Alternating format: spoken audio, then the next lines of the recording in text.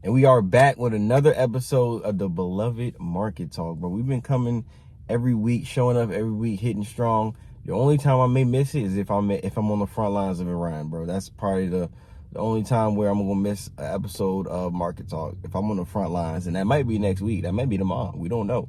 But we're gonna keep showing up, and I'm gonna keep giving y'all the game. I'm gonna keep reporting live, and I may report live from the front lines. Might do that one day, but we'll see. You know, Trump and Israel, they got us going on, got us in this war. You know, it's for the protection of the American people and for the protection of the world, because if Iran gets a nuclear bomb, but if they get any nuclear missiles, whatever, that could be catastrophic for the world, because they're religious fanatics, they say, and they have an apocalyptic view in the world. You know, they're I guess like they're God or something, whatever, will come back at the end of the world. So they want to bring about the end of the world. So that's why it's like, oh, we gotta stop them from getting nuclear missiles or whatever. But they've been almost about to get nuclear missiles for like how long now? For like years, like through multiple presidents. Iran has been 2 weeks away from getting a nuclear bomb. How long can you be 2 weeks away from getting a nuclear bomb? How long is them 2 weeks? Listen, bro, I ain't gonna speak on none of that, bro. That ain't I don't get paid enough for none of that. I ain't gonna speak on none of that Israel stuff, because I ain't trying to get bombed, okay? Netanyahu, if you listening, we cool. I mean, just don't blow me up. That's what I'm saying. But yeah, this whole war, I mean, is making the markets volatile, you know, very volatile right now. So if you're a trader, man, good luck in these conditions, bro, because it's going to get shaky. It's going to get shaky. Oil prices are going up. Energy stocks are winning, kind of, you know, energy stocks, oil stocks, and defense, of course. So if you want to profit off of death and war, if you don't have any morals, defense stocks, defense. And you can get into some ETFs. I was investing in defense stocks before there was a war, not because of, you know, I want to profit off of death and destruction, but because I know these companies will be needed here in the future when it comes to times like this. So I invest in companies that are needed. I invest in profitable companies that are needed. Even if it's from the front lines of Iran, we're gonna be there. We gonna be showing up and giving y'all the game. And by we, I mean DEGEN Depot, because we still building that out. We got tools and resources coming for y'all soon. If you're trying to learn, invest in, just get into the markets, bro, we got something for you coming. It ain't no course. It ain't no, you know, ebook. None of that. It's actual physical product that you can actually hold on to and actually learn from. So besides that, let's get into the whole Iran war. I don't know how to say this word. I keep saying Iran. My brain does not know what to say. Iran is just how I would normally say it, but I feel so much smarter when I say Iran. Like Iran, you know what I mean? Like, I don't know what to say. Iran just makes me feel stupid. Like Iran, I don't know. Anyway, but your boy Yahoo, you got us over there fighting and stuff. Listen, Yahoo, I ain't got no problem with you. Y'all know who I'm talking about in Yahoo. You know what I'm saying? I ain't trying to get bombed. I ain't trying to get blown up. I ain't trying to get, you know, whatever y'all be doing. I ain't got nothing to do with that. But y'all, this is kind of wild. We out there warring, but I guess this war is because, you know, the Islamic regime over there, they're like religious fanatics. They want to see the destruction of the world or something. I know they're trying to make it seem like they're just it could either be just propaganda or it can be the truth. I don't know, because I'm an American citizen. I'm given the propaganda that's given to me. I got to go out of my way to go figure out, do research on Iran and figure out their religion and all that stuff.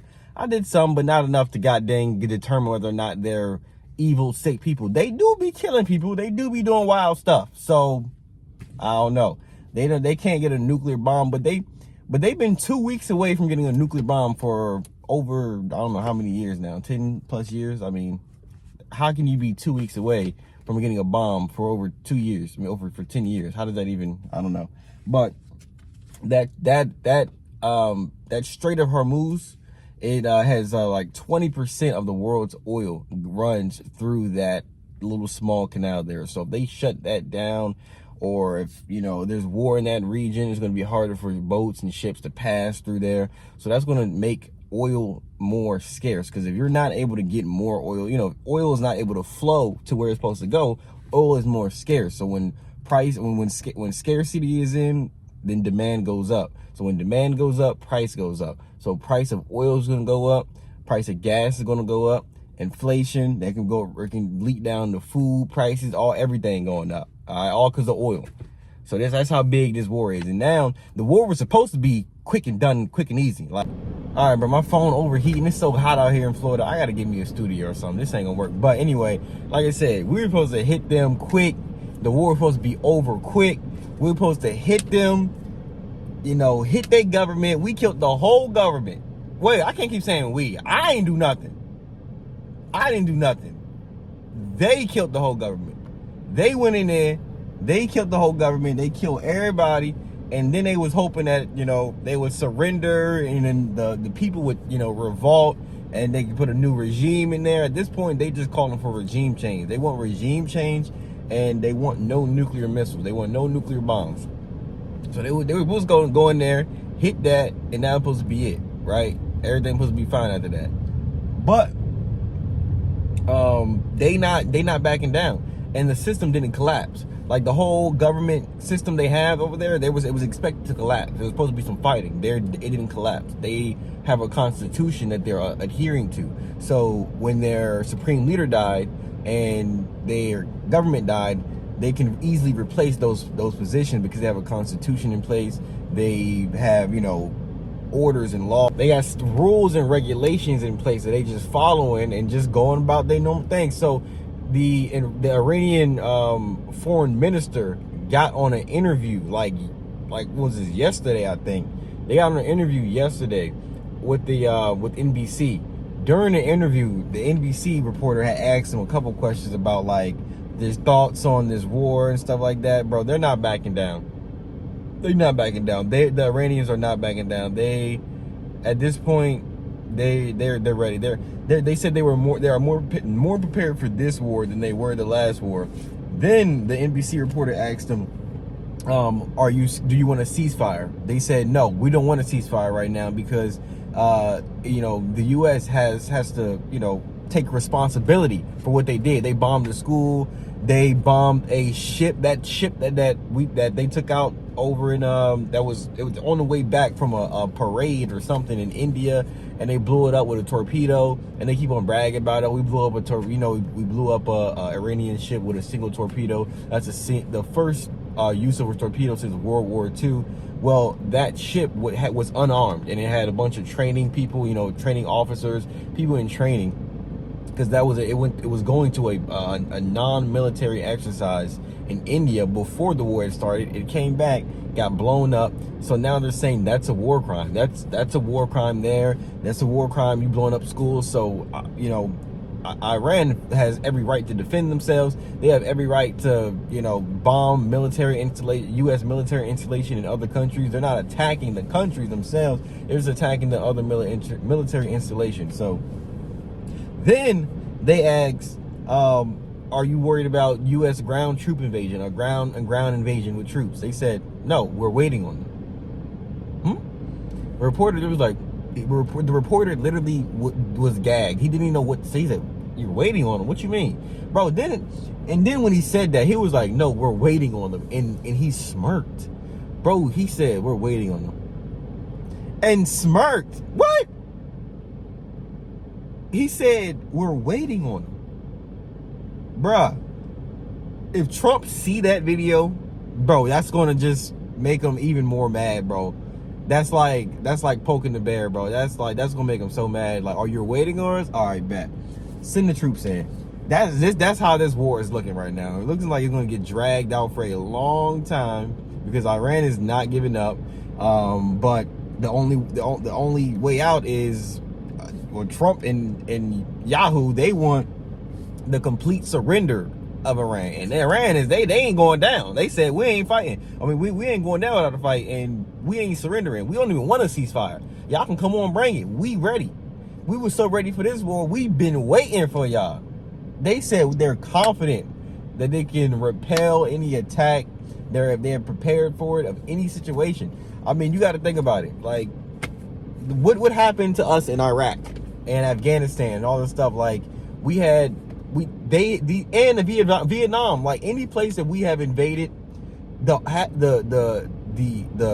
people who live there, they have the home field advantage. They know the terrain.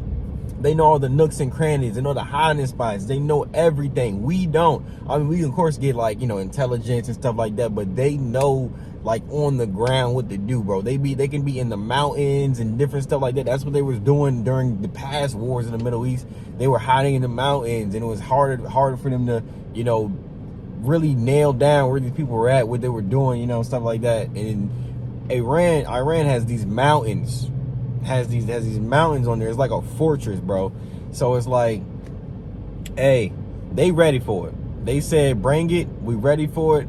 We got the sticks. We got the weapons. We got the, the confidence, the demeanor, and we got the willingness to fight to the death. So really, I mean, if this war drags out any longer, like, it's going to be a long war. It's going to drag out for a minute because they're not backing down, and it's not going to be good for oil prices. Because we're in that region, like I said, that's Strait of Hormuz. And then what's it called? China and Russia, they both get a lot of their oil from Iran too. So if they, start to get affected by the war, their oil and stuff, their economies relying on that, then they may have to get involved. They're already getting involved, like, probably getting intelligence politically. They're getting involved, saying that, this isn't right. They're condemning the attack, all this stuff. So we'll see how this plays out.